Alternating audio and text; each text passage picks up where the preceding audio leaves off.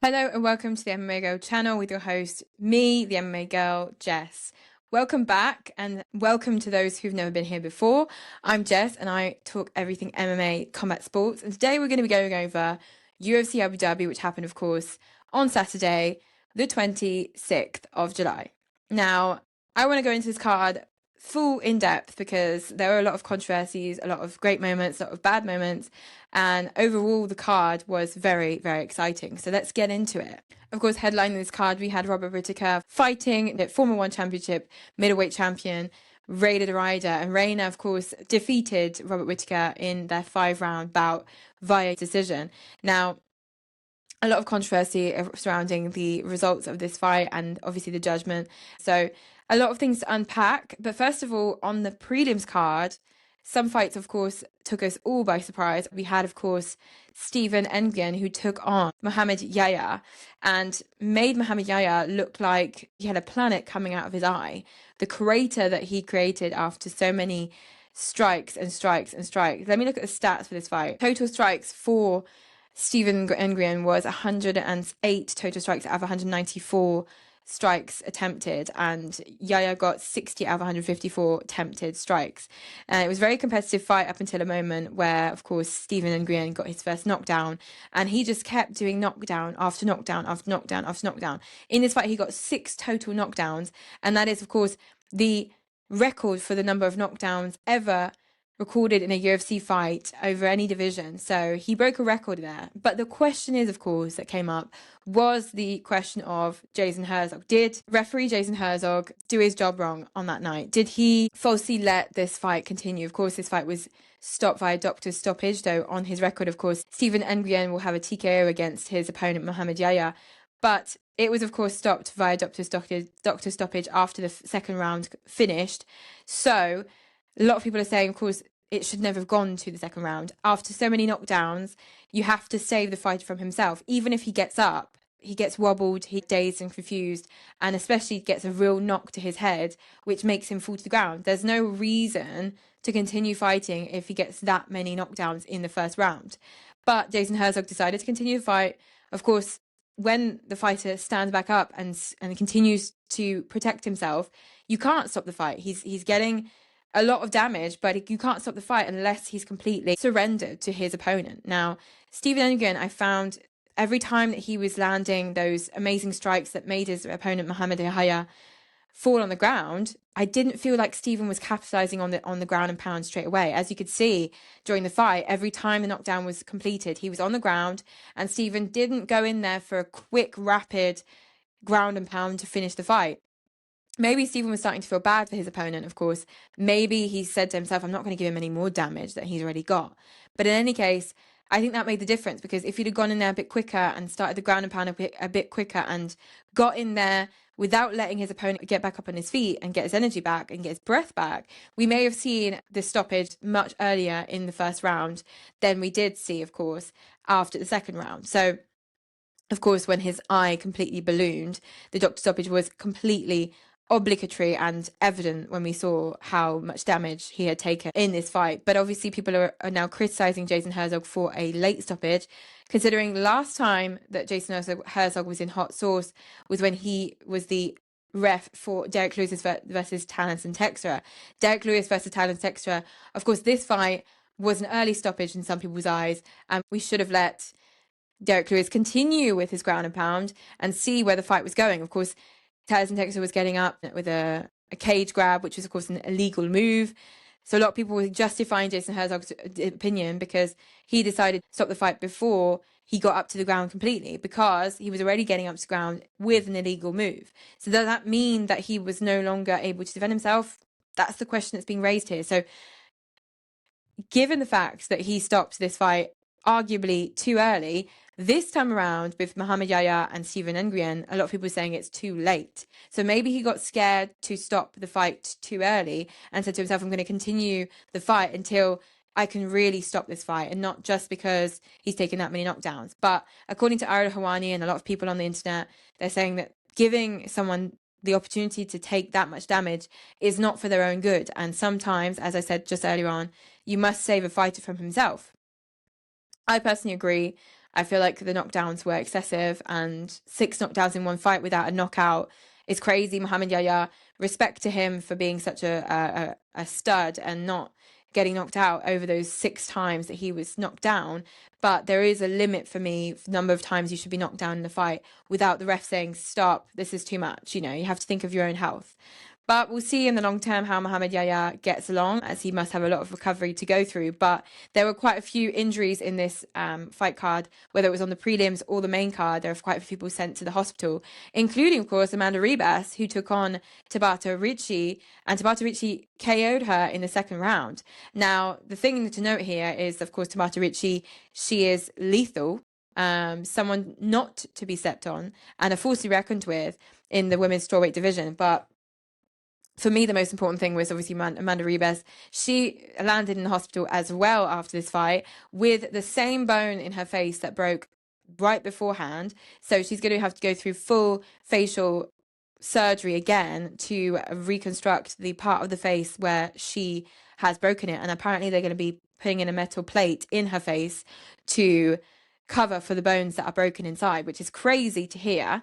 But Amanda Ribas, she took a photo, of course, in her hospital bed after the fight with a thumbs up and explaining, of course, that she had to be operated on for her injury in her face, which is, of course, the same place where she broke her face before. So I don't think her face really appreciated Tabata Ricci's striking. But Tabata Ricci got an amazing second round KO over Amanda Ribas. And I think Tabata Ricci is an unstoppable force right now.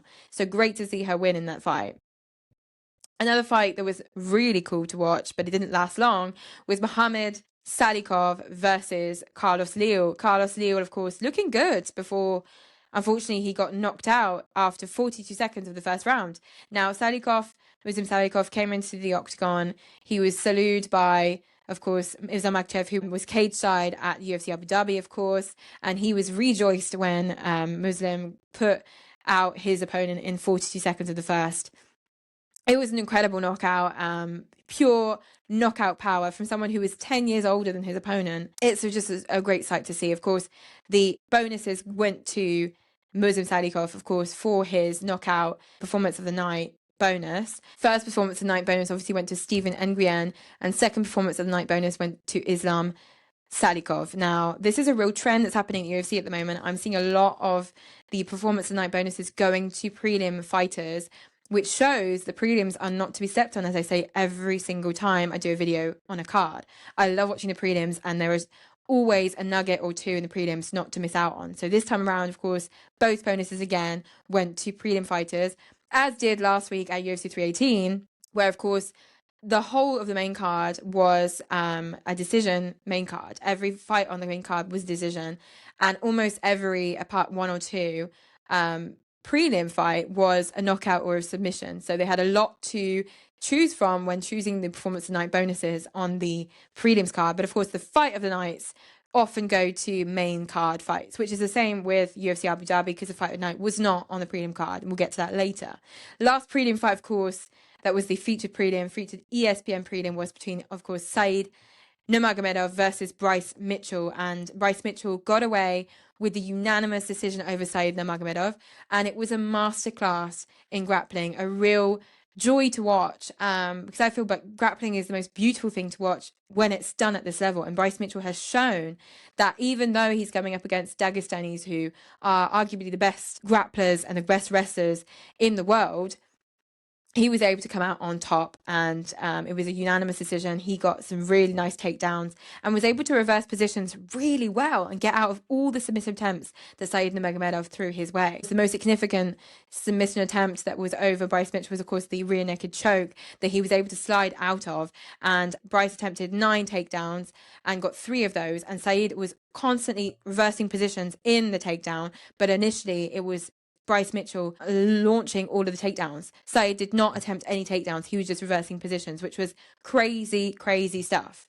And in terms of striking, Said got more significant strikes in there with 20 out of 32, and Bryce with 13 out of 20 significant strikes. And overall total strikes, Bryce Mitchell got 39 out of 51, and Said got 100 out of 126. So the ground game really made the difference in this fight, and Bryce Mitchell, he's great on the feet. He's great on the feet, but on the ground he is something else. And so I'm really happy for Bryce, of course, making his bantamweight division debut. So he did a really good job with his first fight at bantamweight. It was not an easy fight. Both the guys are studs, and Said Nurmagomedov was there was no little challenge for Bryce Mitchell. He knew he was coming into a fight that was make it or break it for his bantamweight debut. So he couldn't afford to lose this one, and he didn't. So congratulations to Bryce Mitchell.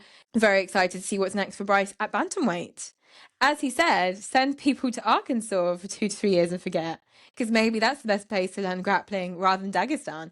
And he also said that he wanted to come to the bantamweight division also to spice it up a little bit, because he feels like the grapplers in the bantamweight division are boring, and I would be happy to see Bryce Mitchell take on Amar Abduvaliashvili one day. So Bryce Mitchell just has to work his way back up in the new division where he is, in the bantamweight division, and potentially one day we could see Bryce Mitchell face the current champion, Amar Abduvaliashvili, or someone else. Who knows? The first fight on the main card, Nikita Krylov versus Guskov. Guskov, of course, defeated Nikita Krylov. And now, of course, Guskov being 13th ranked and Krylov being 10th ranked, this will shift the things in the UFC's light heavyweight division. And I think Guskov will probably take Nikita Krylov's place, moving to 10th, and Krylov moving to 11th. So that will shift everyone down a bit. But I predicted correctly that Guskov would get the first or second round KO in this fight. And he did indeed get the first round KO in this fight, just over 4 minutes in the first round. So this is crazy. I mean, Guskov is doing really well. He's currently training alongside Walter Walker, who is Johnny Walker's brother.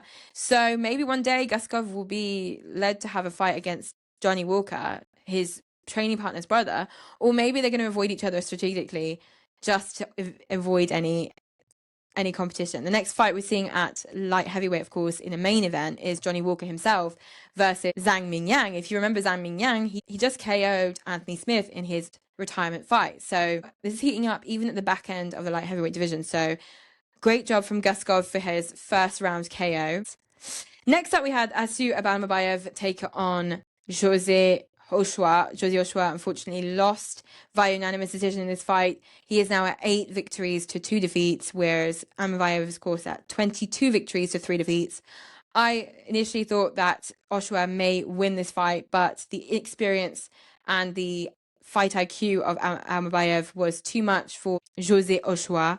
So Amabayev got the win in this fight, and the difference was made with the takedowns, because, of course, Jose Oshua is more of a striker. He got 118 total strikes out of 151 attempted, whereas Almabayev only struck 55 times, but he got 7 takedowns out of the 16 attempted takedowns, whereas Jose Oshua got 1 takedowns out of the 1 takedowns attempted. So unfortunately, they were both on 2 submission attempts each, no knockdowns in this fight. So Asu Anmabayev got the unanimous decision thanks to his ground game in this fight. So I'm excited to see what's next for Asu Anmabayev. Of course, he was coming off a loss against Mano Cap, so this must be great to find himself back in the win column.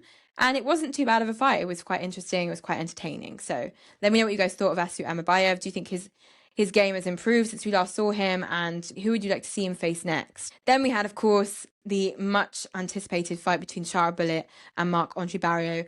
I also was incorrect with my prediction with this one. I said Marc-Andre Barriault was going to win this fight just based on his punching power. He has a huge right hook that is insanely hard hitting, and he got Bruno Silva, his last opponent, with the right hook at Montreal, UFC Montreal, for a second or first round KO over Bruno Silva. This time around, of course, the performance of the night bonus for the fight of the night went to this fight because Shara Bullet and Marc-Andre Barriault put on a striking clinic, and I thought Marc-Andre Barriault was going to win, especially when the nose of Shara Bullet was broken in half, flatlined, where you just thought this could go either way.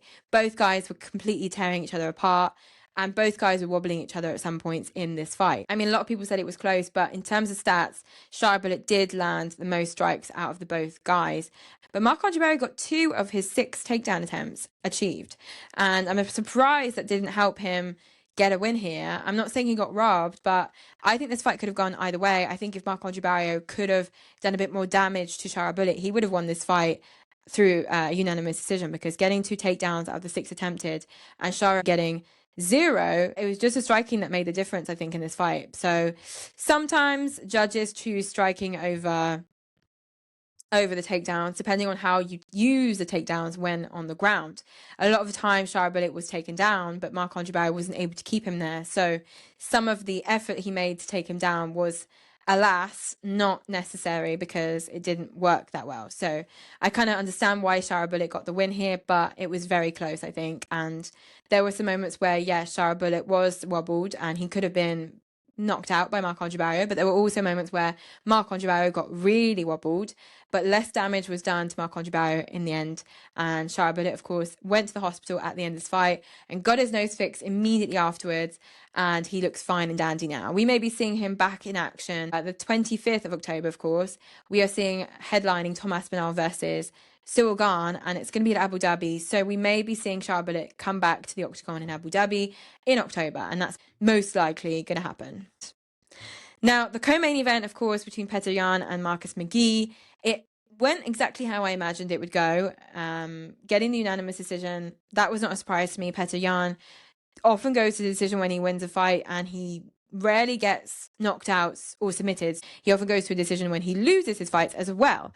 Now, this fight was just a banger. Second best fight on the card for me on the main card, because both guys was very, very, very tough. Marcus McGee, whether he lost or won this fight, he has made an argument for another nice fight to come onto his desk. He can sign in a contract anytime. I hope he gets another fight very soon, because he has a lot of talent and a lot of potential. Being, of course, that he is 35 years old, he is unfortunately at the back end of his career, and he started his MMA career quite late. He's only at 10 victories to now 2 defeats, compared to Petr Yan's 19 victories to 5 defeats. Petr Yan being younger than McGee, but having more experience in the octagon, that made the whole difference. The fight IQ was nowhere near as good, and we got the impression that even though McGee was able to land a lot of his strikes, and he got 64 significant strikes out of 170 total strikes, they were landing, but they weren't making the same impact that some of the strikes Petr Yan was sending over to McGee.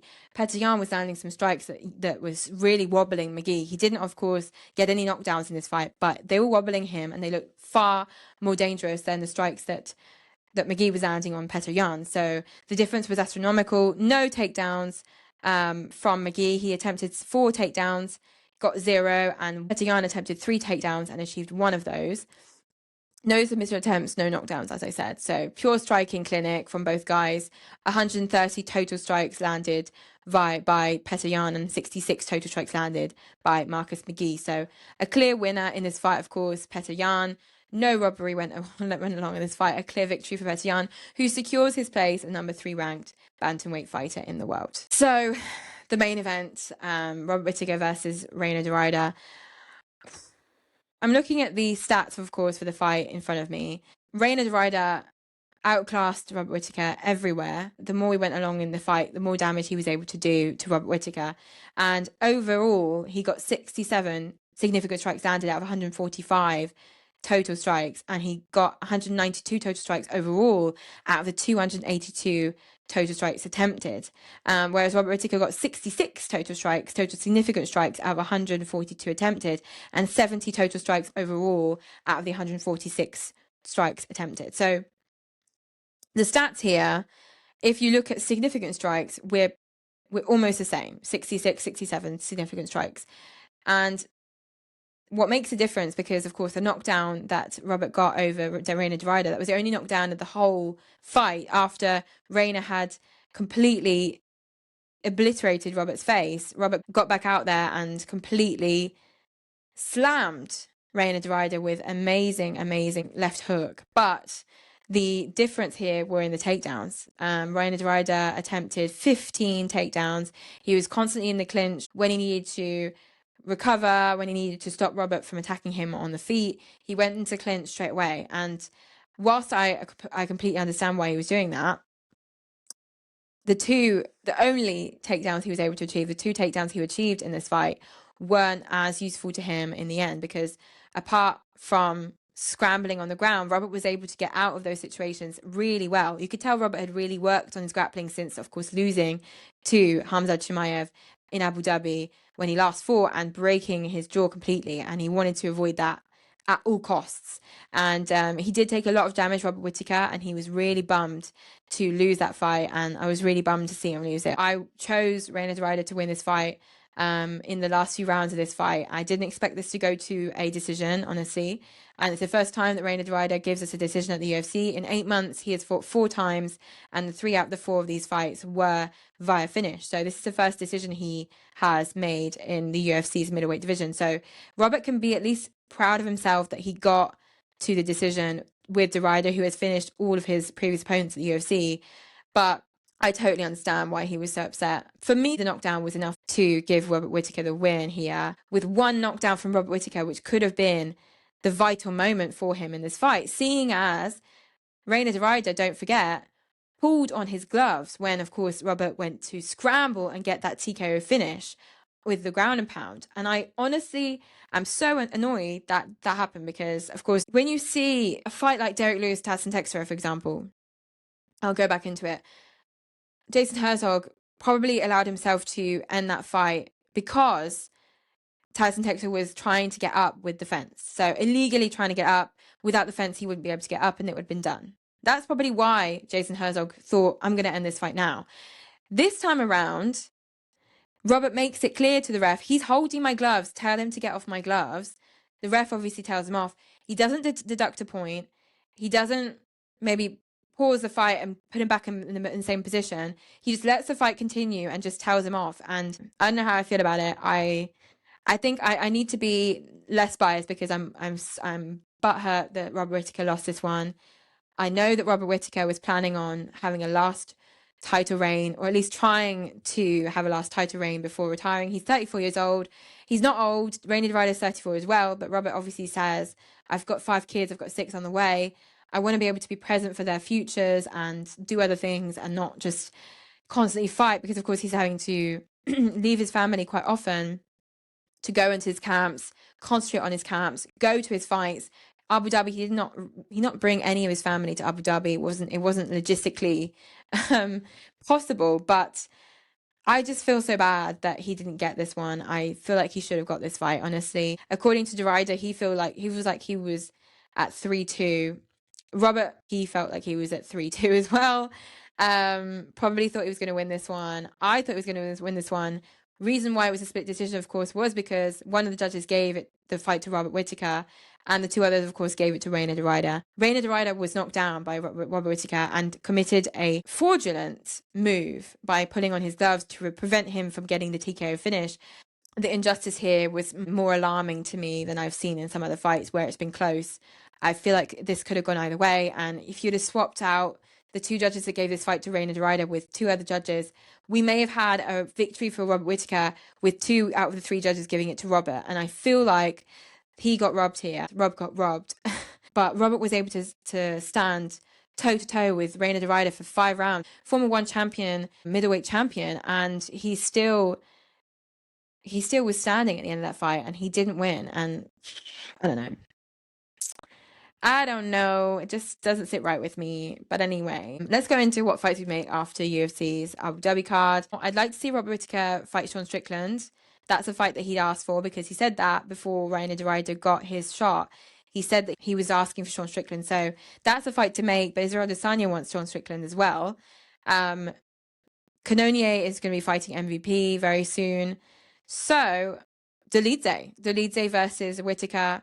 Another huge fighter, another very tall fighter against a small Robert Whittaker. I'm not sure how that will go down, but if Nasruddin Imavov loses against Caio Borralho at UFC Paris and Caio Borralho moves up to number 1 position in the UFC's middleweight rankings, then maybe we'll be able to see a Nasruddin Imavov versus Robert Whittaker. That could be cool to see. I would love that, but in any case, that's what I would do with them. And Reina De Ryder, he's moving up to number 5th ranked UFC middleweight contender. But I would like to see Reina De Ryder in the octagon with Du Plessis. That's, of course, a dream fight, seeing as they've both got fighting styles that are crazy. So I'd love to see them one against another. But I did think that seeing the performance that Reina De Ryder put on against Robert Whittaker, he would struggle against Du Plessis. That's not a lie. He would struggle against Du Plessis. But anyway, that's that. For his next fight, of course, Shara Bullet, however, being a middleweight contender. He's taken on MVP. It didn't work out. Why not a UFC Abu Dhabi, the 25th of October? Brendan Allen versus Shara Bullet. I'd love to see that fight. Why not? And for Marc-Andre Barrios, I'd love to see him against Vettori, the loser of that fight between Brendan and Vettori. Why not Vettori versus Marc-Andre Barrios and Shara Bullet versus the winner of that fight, Brendan Allen? I'd love to see that happen. On the bantamweight rankings, of course, you know what's going to happen. Petr Yan is going to be taking on the winner of Khoisan Hagan versus Murad Dvalishvili, which is happening also in October on the 4th at Vegas and in the T-Mobile Arena. And I would love to see McGee take on Henry Cejudo. Henry Cejudo, of course, always looking for a tune-up. So why not Henry Cejudo versus Marcus McGee, or McGee versus Rob Font? So 10th or 9th ranked bantamweight contender, I'd love to see them against McGee. What did you guys think of the main event? What did you guys think of Robert Whittaker? And what did you think of Reina de Ryder's performance in this fight? Did you think that Reina de Ryder got the victory fair and square in this fight? Or do you also agree with me that it could have been Robert that won that fight as well if there were different judges on that night? But of course, as Dana White would always say, the judges on the night make the decision, and the decision is irreversible unless you, of course, make an appeal for a special reason. But other than that, you can't appeal your fights that much. So overall, it was a great evening. It ended on a bit of a bad note for Robert Whittaker, but hopefully he'll be back and he won't give up any hope to become one day again the UFC's middleweight champion, or at least challenge for the title in a title fight. I think the UFC could give him just that before he leaves the UFC for good and stops MMA for good. So I hope that he will. Anyway, thank you so much for listening to and watching my video on UFC's Abu Dhabi card, my reaction to this incredible fight card with incredible fights on this card. What did you think of this card? Are you happy with it? Did you have a great evening? Or for some of you guys, did you have a great morning watching the UFC Abu Dhabi card? Let me know in the comments down below. Like, comment, subscribe as you usually do. And I'll be seeing you guys for an episode of my podcast later on this week.